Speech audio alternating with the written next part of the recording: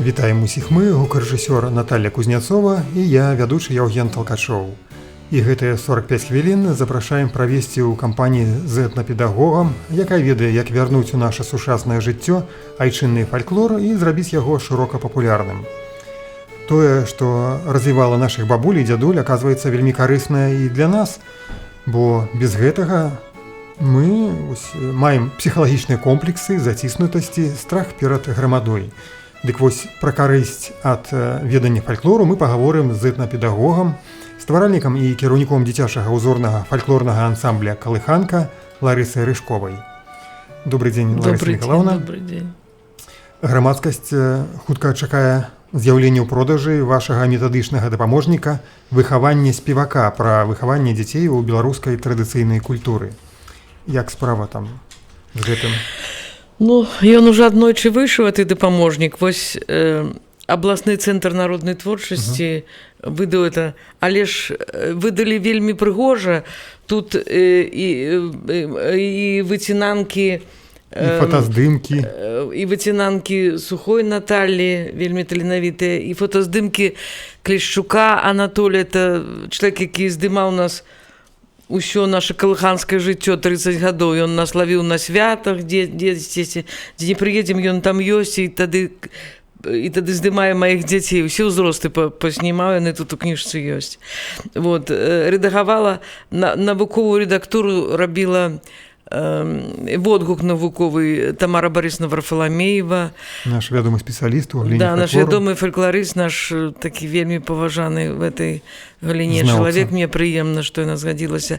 Ёсць водгук ад вядомага рэжысёра, заслужанага дзеяча культуры Беларусі, мастацтва Беларусі, Анісенка Валерія Данілавіча. Да.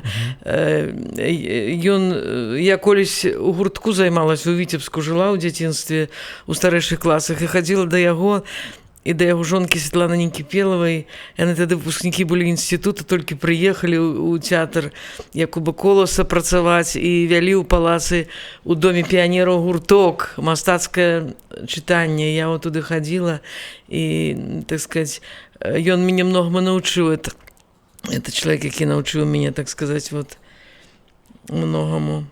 Вось. І ён тут водгук піша таму што я у сваёй працы абапіраюся, то есть я учу дзяцей на слыхавыя спевы, мы не карыстаемся нотамі зусім, таму што ў традыцыі это было так. І вот мы прайшлі гэты шлях, мы 30 гадоў вусным шляхам вывучалі фальклор, выключна вусным. Выключна вусным. Вось. І без акампанемента капыльныя спевы вусныя, калі спевак строіць, будуе спеў ад спевака, то есть вот запявае, а астатнія падхваты уключаюцца. Это такі сумесны акт творчасці ансамбля. Дык вось наконт кнігі. Вот яны выдалі эту кніжку, тут дызайнер добрый, Клепікава Святлана, вядомы чалавек у культуры Беларусі. Вось, рэдагавала кніжку Юлія Літвінова, таксама фальклорыстка, чалавек вельмі адданы народнай культуры. Вот. І Наталья Сухая, яны просто попросили меня, Наталья Сухая колись прапанавала, давайте, кажа, Лариса Николаевна, вы запишите вот вашу методику. Мы выдадим. А мы выдадим. Вот яны выдалі. Но ім удалося, яны прыгожа выдалі, на папере добрый, но толькі 40 экземпляраў знайшлося сродкаў. А цяпер эту кніжку ўзяліся перавыдаваць яшчэ студэнцкае этнаграфічнае таварыства і аб'яднанне «Традыцыя», якое узначальвае Сергей Доўгушев. Яны збіраюцца выдаць. Збіраюць сродкі на Улье, есть нечто такое, платформа некая такая, Улья. Вот. И завтра уже заканчивается сбор сродку, там что-то нечто не добрали трошку. Так что, кто может, долучайтеся. Добре. Ну, так само нашим слухачам скажу, что долучайтеся до размовы праз смс-паведамленні на нумар 1029, гэта паслуга платная. Вось, ну а мы працягнем размову про то, як вось наблізіць фальклор да сучасных людзей, да сучасных дзяцей. Гэта найперш казкі, гульні. Да, казкі, гульні і спевы. Удзел у святах. Вот на пачатку удзел у святах, таму што у калядах, у масленіцы, на Вялікдзень многа хадзілі людзі, спявалі, просто па вуліцы хадзілі, спявалі адзін аднаму, віншавалі не паштоўкай, а песняй. Вот свята падыдуць пад акно які-нибудь табун там дзетак, або моладзі, або мужчын, або жанчын. Вот это в залежнасці ад свята, дзе было як прынята. Вот. І спяюць песенку. Ужо там у нас сёння масленіца, прыляцела ластавіца, села пала на жэрдачку, шабятала вестачку, сыры ў масле тапілі, сырым гору набілі. Это у нас у Міхановичах, вот пад Мінскам такая песня існавала. Лариса Миколаївна, так, а ось ви прийшли у фольклор, як бы ён з дзяцінства ў вас, альбо куды пазней ўсё адбылося? Ну, я до 5 год росла у бабулі ў вёсцы, мяне туды адправілі, нарадзілася ў Віцебску, бацькі ў Віцебску былі, пасля 5 год толькі Віцебск. І мне здавалася, што я нічога не помню з таго дзяцінства до 5 гадоў. Хаця проста канкрэтна жыла ў вёсцы. У нас, я ўспамінаю, у вёсцы там і у нашу хату прыходзілі, моладзь танцавалі, танцы былі ў нас. Аднойчы я помню такі яркі такі эпізод. Помню купалле. Помню яркае купалле, нейкі вялікі такі бераг возера, нейкая вялікая такая прастора передо мною, перед дзіцем. І пасярэдзіне вялікае вогнішча, просто до неба вогнішча, і много-много людзей. Вот это я помню, больш нічога. З этого свята не помню. Але ж да беларускага фальклора вы прыйшлі, так бы мовіць, праз Расію. Так? Ну да, я інстытут закончыўшы, так паблукала троху па свеце, вот, і прыпынілася ў горадзе Кірыш Ленінградскай обласці, там моя цётачка жыла родная сястра маёй маці, адзіная яе сястра. У іх было ў сям'і много дзяцей, 8, но все па розных прычынах, хто ў вайну, хто ад хвароб нейкіх. Засталіся только 2 дзеўкі, моя мама і моя цётачка. Вот я до цётачкі приехала, а яны мне кажуць: иди, Лорочка, спроси в отделе культуры, может, там на работу тебе возьмуць. А я приехала ж у Питер, там шукала работу, но нічога не знайшла, тому що прописки не было. А пришла в отдел культуры, адразу взяли и прописали, и скоро дали покой у 2-пакаёвай кватэры новой. Вось, і, так сказать, там неяк славно все пайшло. Туды приехали фольклорысты, приезжали туды часцяком, в раёне працавалі. І я там якраз вот на адным з семінараў такіх для культработнікаў я пачула, што існуе фольклор. Вот. І тады пачала гэтым займацца, цікавіцца пачала. Раздабыла кніжкі казак беларускіх, фольклорыстычныя зборнікі беларускіх казак. Была у меня не зборнікі, одну кніжку, была у меня одна кніжка. І вот там былі казкі, якія запісаны былі в экспедыцыях і просто расшифраваны слова ў слова, так вясковую мову такой. І вот я там пачала гэтыя сказкі расказваць свайму сыночку маленькаму. Вось. А потым этой казкі перацягнулі мне і дадому. І там я пачала фальклорам займацца. Я там збірала фальклорныя калектывы, праводзіла фальклорныя фестывалі ў Кірышах. А ўвогуле, вось вы, так бы мовіць, з тэатральнага асяроддзя, вучыліся як рэжысёр тэатральны. Наколькі фальклор, так бы мовіць, папулярны вось у гэтых тэатральных колах? Быў тады? Не, тады я любіла паспяваць пад гітару, хто-нибудь возьме гітару, я падпяю, мы романсы спявалі. Мы спявалі песні, помню... Ну, на пачатку вам, пэўна, не вельмі хацелася фальклорам займацца? Я просто не ведала, што ён існуе. Я думала, што каб это вот спяваць прыгожа, так надо кансерваторыю скончыць. А што так во в народзе фантастычна спявалі людзі. Я не ведала. Вы кажаце пра Ленінград ці пра Беларусь?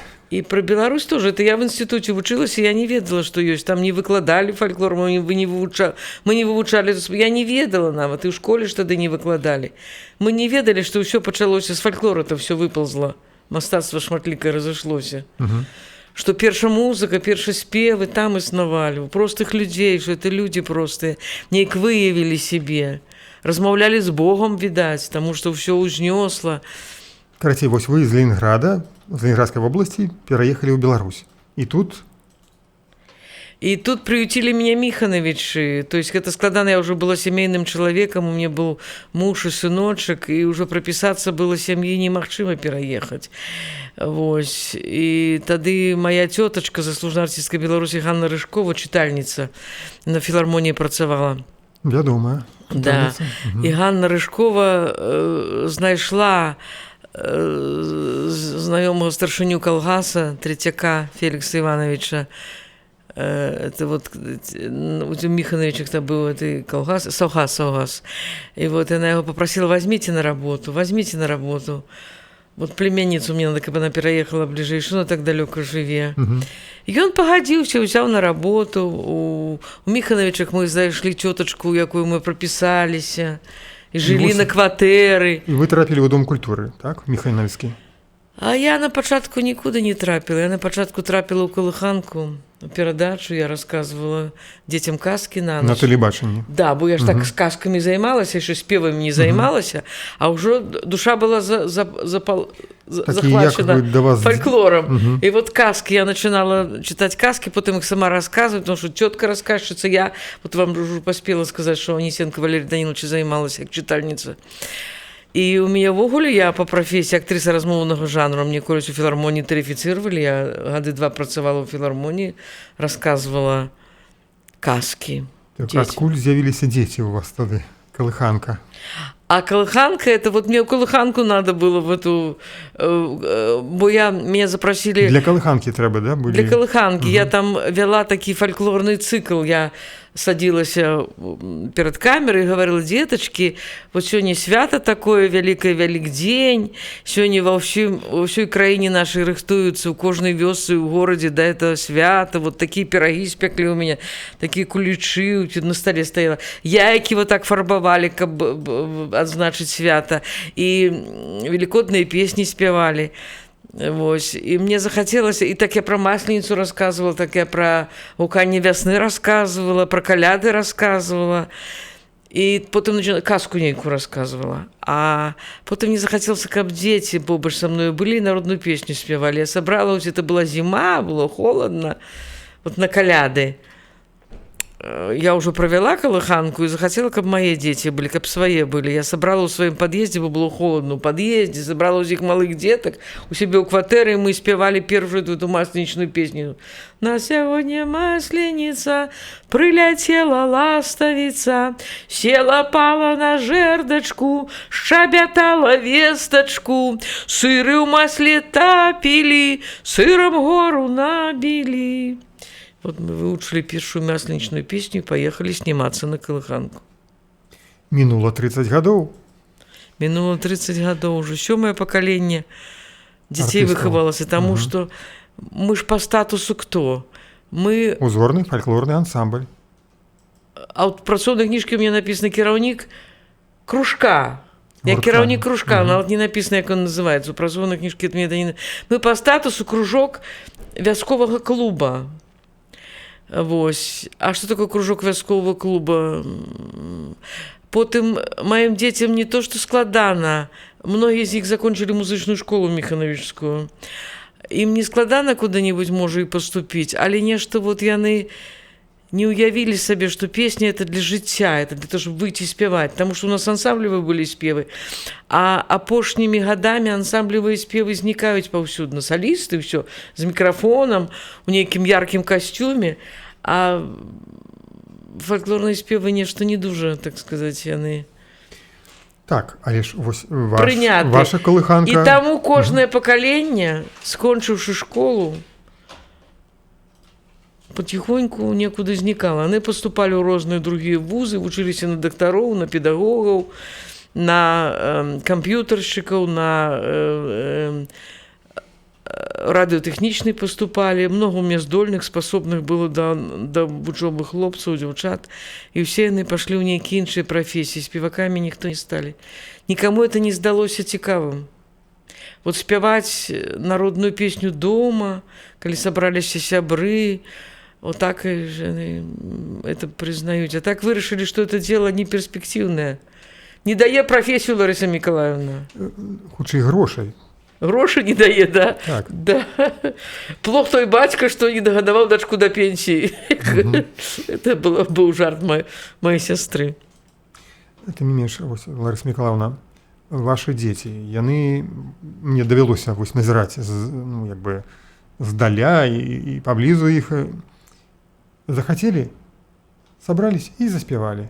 Абсолютно натуральна, як вось у аўтэнтычным, так бы мовіць, асяроддзі, паміж гульнёй, паміж там размовамі. Якім чынам вось, я кажу пра ваш метадычны дапаможнік, якім чынам вярнуць гэта ўсё у наш побыт? Ну, я не ведаю. Найперш, надо любить это все, надо хотеть. Мы копируем гуки. Вот, разумеете, у песнях народных вельмі прыгожы гук. Вольны такі, лёгкі, шчыры, правдивый. Мы копируем гуки. Мы вот чуем эту аутентичную песню, и нам хочется вот такий гук. Або гукозлучение. Гукозлучение. Мы вот их копируем. И нам, здаецца, мы не копированием занимаемся, но отрымліваецца так, калі разобраться, то это вот копирование. Это такая некая... Перайманне. Перайманне такое, да. Да. І так у народзе таксама пераймалі тут нейкія выбітныя спевакі, яны аставаліся, спевак ужо адышоў, яго няма, голас яго помнілі, як ён спяваў. А вось наконт казак, вы на пачатку іх, пэўна, самі расказваеце дзецям, так? А потым яны ўжо нешта там пытаюцца спрабоваць. Ну, казкі, раней дзеці адразу слухалі казкі, я з задавальненнем расказвала казкі, і слухалі, і прасілі. Вось. А цяпер выраслі пакаленні новыя. Я вот спрабавала неяк, можа, гады 2 назад сабраць групу, яшчэ адну новую, з першакласнікаў. Яшчэ адну гурт калыханкі, да? Бо сходят же это, уцякаюць, вот это сейчас выросли, хто куды, вот сейчас вот летом надо будзе выступаць 9 по плану у нас у Міхановічах. Вот. А не знаю, каго сабраць, хто в лагерь паехаў, хто прыедзе яшчэ толькі вот в гэты дзень вечарам позна вернецца. Хто дзе? Я яшчэ не ведаю, хто... Ну, так лета ж, вядома... Адна дзяўчынка уже поступала, можа, поступила, куды не ведаю. Так яна ж уже будзе ў Мінску. Ну, або пойдуць куды на працу, а ну дальше будуць займацца будаўніцтвам свайго будучага, сваёй сям'і, будуць шукаць пару сабе. Вот. Ну, гэта натуральна. Да, натурально, будут дети, то есть им уже будет не до моих песен. И я вот нема, это же не то, что вот навучальные установы, там, коли кто выучится, то они могут остаться там выкладать. Ну, тым не менш, таеш, Ірына Глушэц, ваша выхаванка, яна вядома як гомельскі працуе, спецыяліст. Яна займаецца фальклорам і спявае, і в абласным доме творчасці ў гомельскім працуе. Так што яна умніца, это адна з лепшых маіх вучаніц. Но яна в інстытут же закончила, потым она нешта, што там наступнае. Інстытут культуры, да. На кафедры этнологіі і фальклора ў Калацэ. Я тады выкладала там. Яшчэ вельмі важная у выхаванні гульня, беларуская традыцыйная гульня. Да, гульня, конечно. И вы в этом специалист. Так вот, я к чему сказала про казки, что я рассказывала детям казки, потому что это оправдание, что вот мне надо новую группу собирать, потому что дети... Як их зацікавить, як их собрать, так? Да, кидают. Яны лічаць, что это дзіцячий коллектив, а уже как выросли до невестиного возраста, то вроде им там и не дуже ёмко, не дуже пристойно. Уже надо некуда идти в другую ипостась. Вот. А дзяцей набраць вырашыла. І я ім расказвала казкі. Так сучасныя дзеці не разумеюць беларускай мовы. Дыялектнай мовы, вымаўлення, як замежная мова для іх гучыць. Тады я пачынаю гульні з імі гуляць. Гульні больш зразумелы дзіцяці сучаснаму. І вельмі жаданы, таму што гульня — это рух, это контакт. Аднаго дзіця з другім то абганяць надо, то там схапіць надо, то пацянуць куды надо, то патрэсці надо каго. Контакт просто фізічны вот такі вот. За ручкі ўзяцца, калі ў коле хадзіць, што спяваць. Ну, зразумела, дзеці ж гэта рух. Как бы вось у гульні таксама можна і парухацца. это развіццё голаса, таму што ў гульні яны спяваюць громко, захапіўшыся гульнёю. У гульнях многа ёсць яшчэ і крыку, і размовы там. Ну, сапраўды, дзе яшчэ ў горадзе можна там пакрычаць добра. А на гары мак под горою так, белый мае маковачки, золотые головочки, стойте вы так, як зелен мак. Кума Маша! Маша отказывая, нібы з другого поля, здалёк некуда. Ці пасці ускапала ты на мак? Яна отказывая, ускапала. Крычыць. Тады дальше пяюць опять. А на гары мак, под горою так. Кума Зина! Ці посеяла ты мак? Посеяла. И вот эта размова с таким посылом, правильным посылом, с таким широким гуком, объемным да? Таким, разумеете, это все в гульні ставится дитяти, ставится ты голос. А ў казках там так само тут много. Тут яшчэ і інтанацыя, вось вы рознымі галасамі гэта показваеце. Да. Не так, як манатонна мы вось, да, таму што сучасная мова, яна правда манатонная, она няма ў яе інтанацыі. Вот, няма, у казках много інтанацый, у казках много. Тады начинаем казкі расказваць. Калі ўжо нам не дазволяць гульні, нешта там пачынаюць разумець па-беларуску, нешта разумець, нешта згаджацца, што так можа быць. Прымаюць это ў сваё жыццё, тады пачынаем расказваць казкі. А ў казках там же тоже много песенак усяго там. Там, напрыклад, это вядомая казка про то, як этот самый дзед, баба, мачыха заказала падчарку завесці ў лес. І там пакінуць. Да, и там покинуть. Вот дед завез ее, сказал, дочушка, поедем у лес, у дровы. Привез ее у лес, кажет, дочушка, уйди в этой хатце посяди, а там эта хатка стояла на курыных ножках. Глиной обмазана, соломой дирки позатыканы. Дирки позатыканы. Вы давно чули такие слова? Не чули мы давно такие слова. Дирки позатыканы. Вот, я, кажет, дров насяко, тогда за тобой приеду, заберу тебя, поедем до дома. Вот девочка пришла, у хатку тую села. Раней же детки были послухмяные, она села. Так она там и сядить, она же не ходит, не лазит там по шафах, по ящиках, по столах, да, она не трогая, ничего не бярэ, не крутит, не винтит, не адвинчивая. Она села и сядить. А сколько можно так тихо сядеть? Вот сидела и заснула.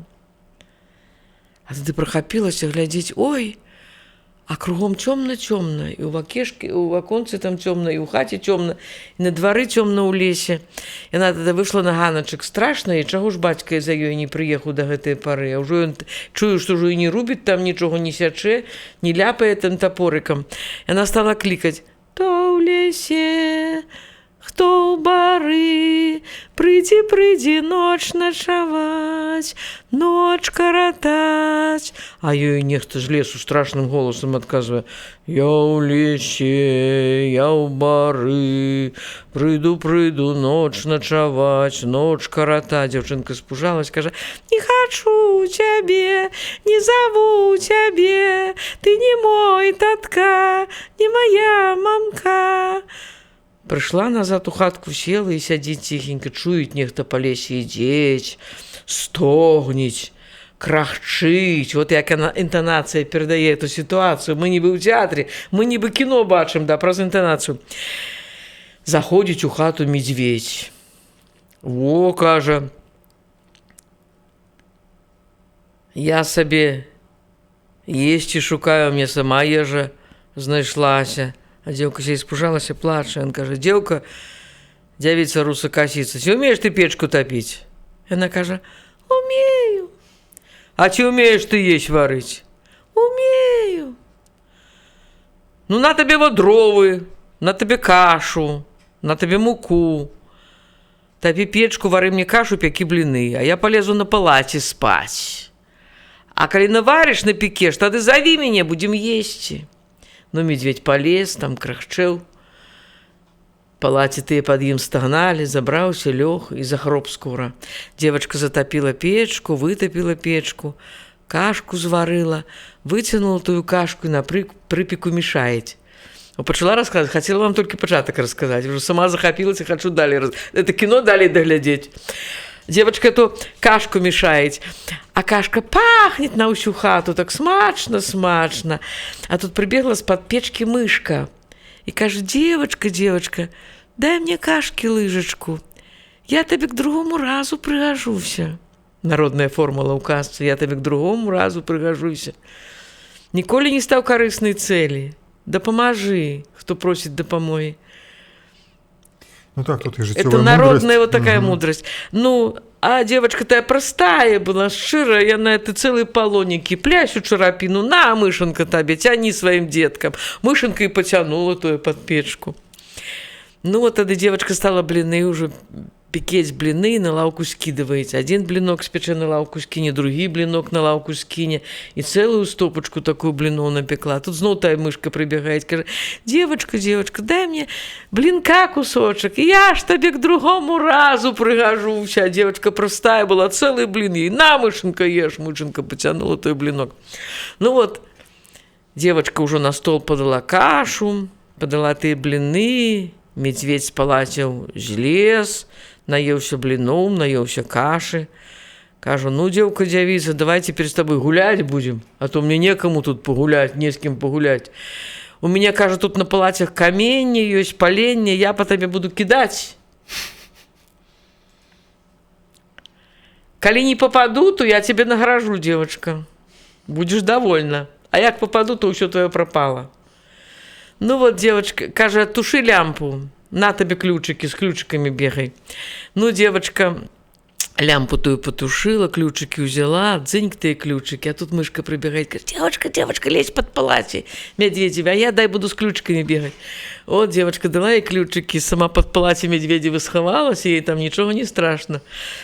А мышка-то бежит: дзынь-дзынь-дзынь кругом, дзынь-дзынь-дзынь теми ключиками, а медведь я кинь туды камень, каже, девка, девица, русокосица, чи жива ты?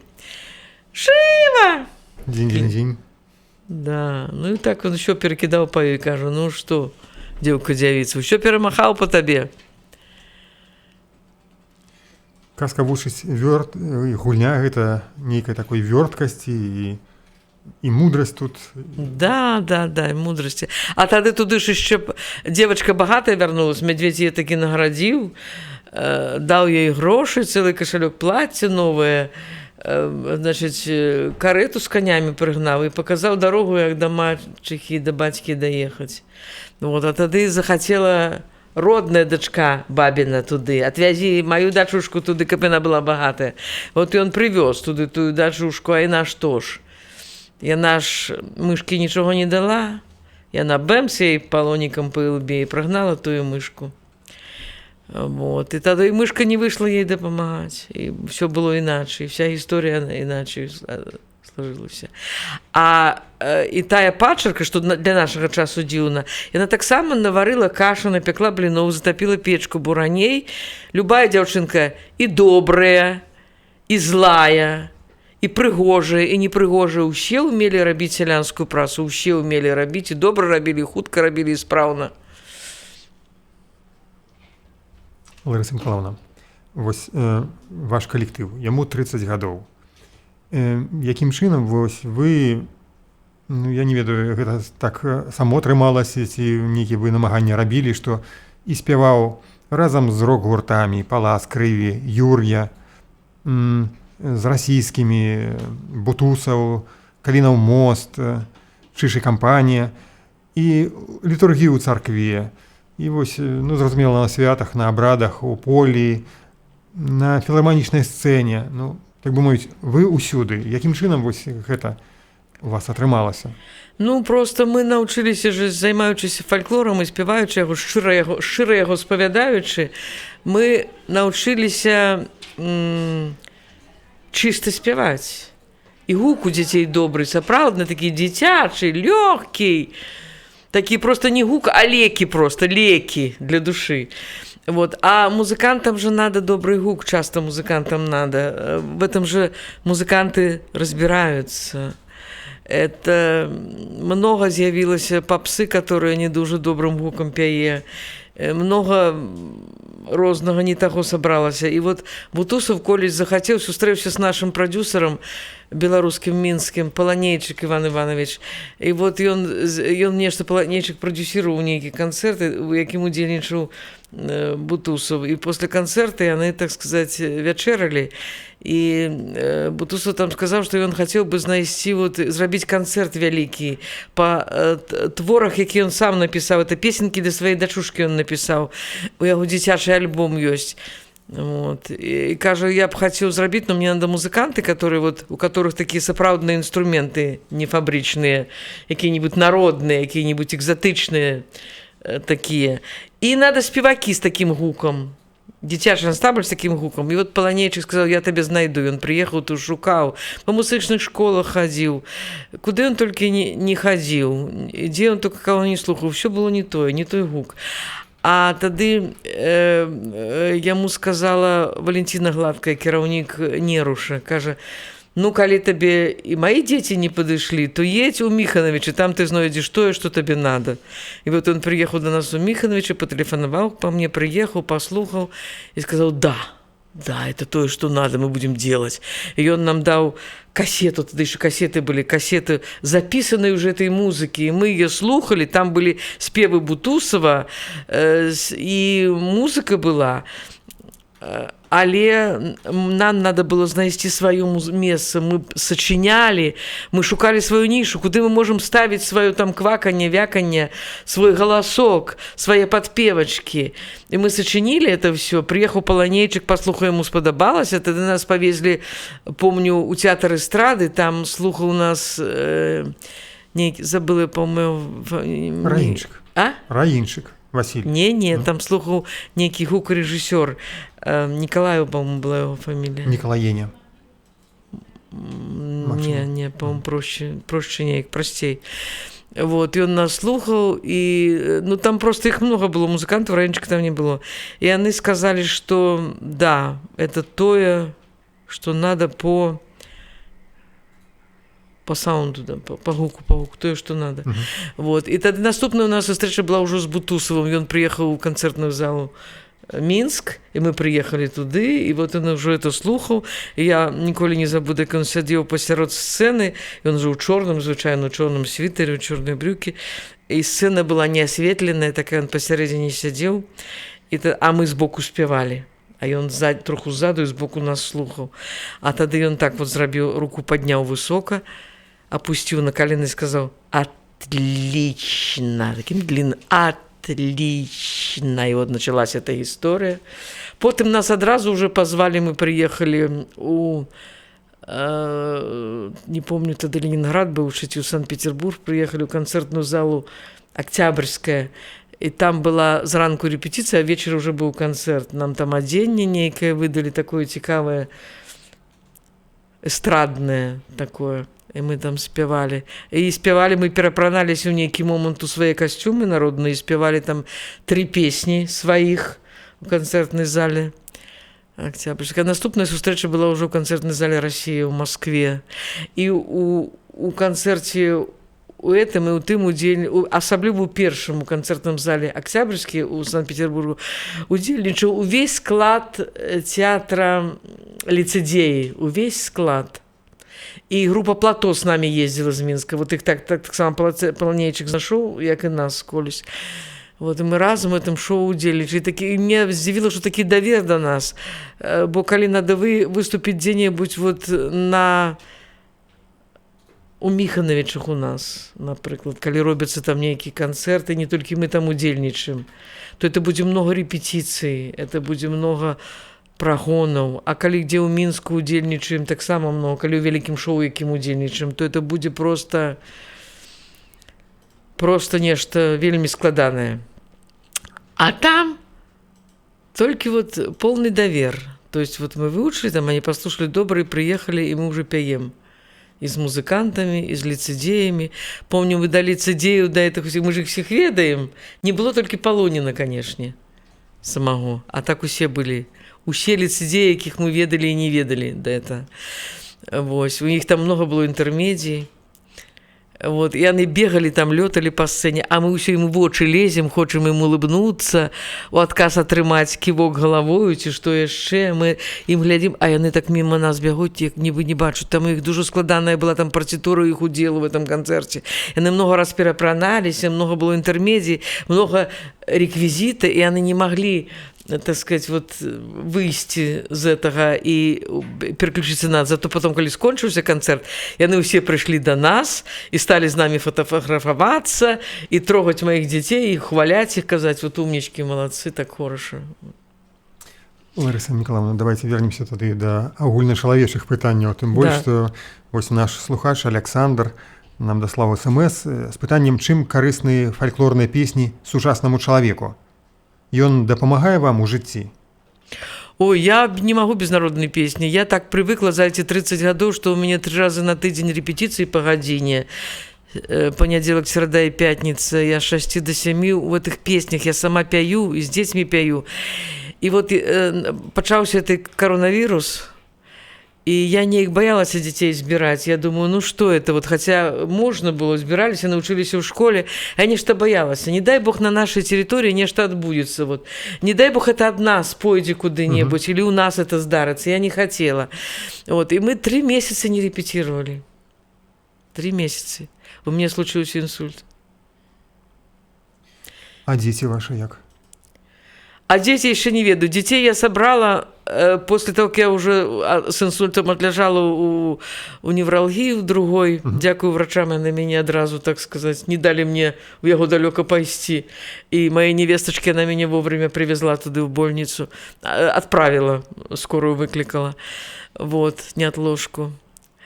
Все так счастливо закончилось. Но я 2 чэрвеня вышла з больницы, а 12-го Калацей позвонил Вячеслав Викторович и попросил приехать выступить у их на открытии конференции. Я сама туда просилась. Я его просила зимою на коляды, что возьмите нас на эту конференцию выступить. У меня еще мое поколение вырастило, надо хоть кому поспеть его показать. Показать, что оно было, а то люди ведать не будут. Они разыдутся, дети, скоро, кто куды. Вось. И мы выступали 12-го на открытии конференции у стриме, нас снимали без глядачоў. Удзельники конференции это глядели дома на компьютерах. Это шло уже на ютубе. И вот что самое дивное, наша фольклорная метода. Нам не надо было репетировать попярэдне. Дети не смогли. Как раз был выпускный вечер у школе, одна девочка у нас выпускалась. У кого что. И они не смогли. Вот мы только собрались у середу. Мы обмерковали, что мы будем спевать, прикинули приблизно из нашего репертуара, что мы помним, слова не забылись. Вот. А в четверг уже был этот концерт, и мы працавали. Мы годину отпрацавали в прямом эфире. Это значит... Отспевали. И дети пяют, то есть это якости, которые на все жыццё. Фольклор дае якости на все жыццё. Вот собрать вот сегодня моих старейших, мы собрались так, у нас был юбилей, 30 год, мы в школе давали концерт, вот, и кое-кто пришел со старейших. Так им не надо было репетировать, и они просто вот вышли, стали и пяют. Можно сказать, что фольклор – это и свобода, и разняволенасць, і гэта як бы, ну, нічога ў гэтым страшнага няма. Да. Кожны, ну, вось раней у вёсцы мог гэтым займацца, спяваць, рассказывать сказки. И человек раскрывается в этом, и он раскрывае себе, потому что для того, чтобы заниматься мастацтвом, надо этим мастацтвом про себе говорить, про себе, про свое жыццё. Это отбывается не, так сказать, натурально, то есть спевак не задается такой задачей, но тем не менее, он как живой человек, он не может удзельнічаць, он пее песню, он ее переживае. А калі он много наспяваў у жыцці, то он много песен перажыў. Он и добра ведае родную Беларусь, он добра ведае свою гісторыю праз песні, праз лёсы людзей, якія ёсць у тых песнях. Вось, і он можа заўсёды себе выразіць этим. Зноў вернемся да пытання Александра, якое прыйшло на наш СМС. Дякую Александру за пытанне. 1029. Чым карысны фальклорныя песні сучаснаму чалавеку? Ну, у нас было вяселле ў некалькі. Мои дзяўчаты выходзілі замуж, некаторыя з іх запрашалі нас, мы прыходзілі ансамблем і спявалі. А потым пачалі нараджацца дзеці, мы прыходзілі радзінныя песні спявалі этим малейшым. Вот, якія толькі што нарадзіліся. Гэта так утылітарна. А калі вось у больш шырокім сэнсе, вось чым фальклорная песня, ну, цікавая нам, сучасным людзям? Калі еще больше утилитарно сказать, у меня в фольклоре многому учатся, в народной культуре многому учатся, и мои выпускники живут неяк стрыманно, не эпатажно. Я не чула нічога скандальнага з іх сем'яў. Яны не разводзяцца, яны гадуюць дзетак. Вот. І ўсё ў іх вроде нормально. Жыццёвай мудрасці? Жыццёвая мудрасць, да. Самае лепшае слово, да, жыццёвая мудрасць, да. А вось, развівае голас, спеў, зразумела. Гэта калектыўная такая гульня, не гульня, занятак. А яшчэ здароўю памагае, это ж дыханне, спеў — это дыханне, это... Дзе ж ты так пакрышыш яшчэ, як не ў песні, так? Да, это дыханне. Это хороша. І прыгожымі растуць. Я не знаю, мне кажуць, а дзе вы такіх прыгожых бярэце? Я кажу, набіраю абыякіх. А паступова, вот, я не знаю ад чаго. Яны растуць нейк роўненька, ладненька, прыгоженька, такія ўсе прыгожыя. Кажу, дзе вы бралі такіх прыгожых? Кажу, брала ўсякіх, якія прыйшлі. Это ж Міхановичы, это ж не то, што можна было ў Мінску. Раней я зайздросціла Семакович Ларысе. Яна на тэлебачанні павесіць аб'яву, да ещё па тэлевізору там прыйдуць людзі, прывядуць гэтых дзетак і сядзяць, і там просто жывуць на гэтым тэлебачанні, потому што у них рэпетыцыі былі даўгія. Яны вышываюць там, яны там вяжуць гэтыя бабулькі, матулькі, цёткі, можа, не знаю. Чакаюць гэтых дзетак, пакуль яны там адзаймаюцца. Вот. А ў мяне іншая сітуацыя. У мяне каго прывялі і каго не забралі. Каго бацькі выцерпелі вот, мяне ўсе гэтыя гады, не сказалі, хопіць гэтага ўсё, няхай вучыцца, няхай больш урокамі займаецца. Вот. Я ўдзячна вельмі сем'ям і Міхановичам, што вот мне памаглі такіх 7 пакаленняў вырасціць. І яны ж, это з імі ў жыцці, это з імі. Ларыса Мікалаўна, так вось праз вашы рукі прайшлі больш за 70 выхаванцаў, калыханкі. Я неяк лічыла 80, больш за 80. Больш за 80. І вось, пэўна, яны неяк адрозніваліся, гэтыя склады першыя ад апошняга, 8-га склада. Першы склад, яны былі ў мяне ў тую пару, калі вельмі было престижно заниматься в Беларуси фольклором, белорусской темой. Так был такой период. Это был 89-й, 90-е годы початок. Было престижно, это было добро. Много было концертов, много было импресс, куда запрошали фольклорные коллективы. На телебачении были вот такие вот передачи. Вось. А потым і яны тады яшчэ не было гэтых гаджетаў, іх нічога, яны вельмі умелі самі ўчыцца. Цяперашнія дзеці хочуць, каб ім адразу это ўсё вот так сразу у іх атрымалася. А яны вельмі самі пытліва ўчыліся. І першае пакаленне само освоіла двухгалосе, трёхгалосе. Я яшчэ не умела спяваць. Ніяк, я была спявачка ніякая. А яны научыліся двухгалосна, трёхгалосна спяваць. Яны научыліся імправізацыі самі, слухаючы много фольклору, слухаючы шчыра это. Ім захацелася, яны чуюць, што там бабы так пяюць. А як же это нам так зрабіць? Яны самі разгадывалі эти загадкі. Потым я толькі унісон. Все мои пакаленні астатнія 5 спявалі унісонам. Я вырашыла унісон, таму што это было таксама прыгожа, унікальна. А калі мне надо было складаныя спевы, я заўсёды запрашала сваіх старэйшых дзяўчат. А апошняе пакаленне зноў я вывучыла, не складана пяюць, яны складана пяюць. Ларыса Мікалаўна, дзякую вам за размову. Нагадаю, што ў гасцях праграмы «Дыялогі пра культуру» была этнапедагог, стваральнік і кіраўнік дзіцячага ўзорнага фальклорнага ансамбля «Калыханка» Ларыса Рыжкова. Вось, дзякуючы вашаму дапаможніку выхавання спевака, спадзяюся, вось, у тым ліку і ў нашы школьныя праграмы і пазашкольныя праграмы вернецца беларускі фальклор, у прыватнасці беларуская гульня, і без гульні не будзе і песні беларускай. Так што хочется верыць, што калыханка будзе не адзіная ў нашай беларускай культурнай прасторы, якая выконвае беларускую песню ў розных жанрах і на розных пляцоўках. Вот была кніжка. Дзякуй.